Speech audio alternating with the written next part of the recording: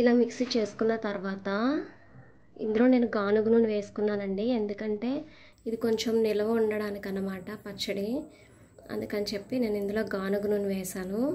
ఇప్పుడు ఇందాకలా ఇందులో మిక్సీలోని గ్రైండ్ చేసిన టొమాటో ఇంగ్రీడియంట్స్ అన్నీ కూడా మిక్సీ చేశాను కదా. ఇప్పుడు ఆ ఇంగ్రీడియంట్స్ అన్నీ కూడా ఇది కొంచెం ఆయిల్ వేడైన తర్వాత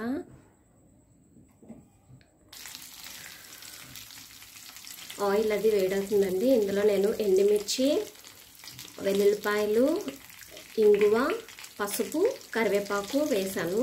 ఇది కొంచెం డీప్ ఫ్రై అవనివ్వాలి. మొత్తం ఇందాక మనం చేసుకున్నాం కదండి మిక్సీలో, అదంతా కూడా ఇందులో వేసేయాలి.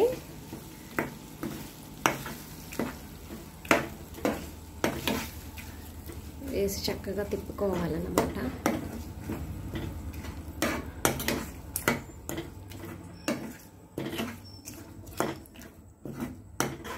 నేను గానుగ నూనె వేసి ఇవన్నీ చేశాను. తాలింపు అది వేసి అందులోని అవి కొంచెం బాగా ఫ్రై అయిన తర్వాత ఇది మిక్సీలో ఉన్న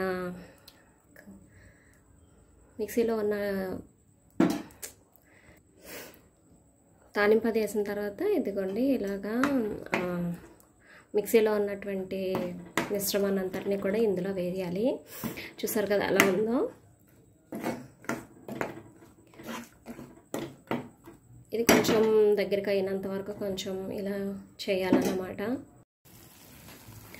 చూసారు కదండి, ఇదంతా కూడా చాలా బాగుంది కదా.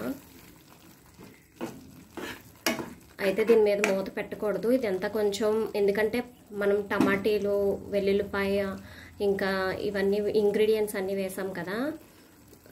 ఇవన్నీ కూడా మరి పచ్చివాసన పోవాలంటే చాలాసేపు ఉడకాలన్నమాట. అందుకని చెప్పి ఇది వెంటనే మీరు తీసేకండి. చూడగానే అయిపోయిందేమో అనుకొని చెప్పేసి ఆపేయకండి. ఎందుకంటే ఇందులో ఇంకా ఇది కొంచెం బాగా ఉడికితే దాని టేస్ట్ అది కూడా చాలా బాగుంటుంది.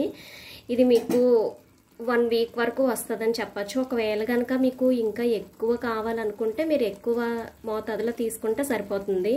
నేనైతే ఒక 3 days కానీ తీసుకున్నాను అన్నమాట. అంటే నాకు మరీ ఎక్కువ నిలవ ఉంటే నాకు నచ్చదు.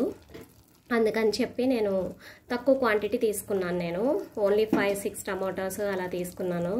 మీకు ఇంకా ఎక్కువ కావాలి అని అనుకుంటే మీరు ఎక్కువ తీసుకోవచ్చు. నేను చెప్పిన కొలతల్లో మీరు చేస్తే ఇంకా మంచిగా ఉంటుందన్నమాట. ఓకేనండి. చూసారు కదండి ఎలా వచ్చిందో. నూనె అంతా కూడా పైకి వచ్చేసింది అంటే ఇదంతా కూడా బాగా ఉడికిపోయినట్టుగా అర్థం అన్నమాట.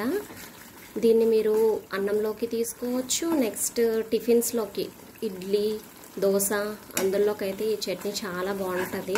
నేనైతే ఇడ్లీ, దోశకే ఎక్కువ యూజ్ చేస్తాను. ఇది అన్నంలో కూడా తీసుకోవచ్చు. బట్ నేను ఎప్పుడు ట్రై చేయలేదు.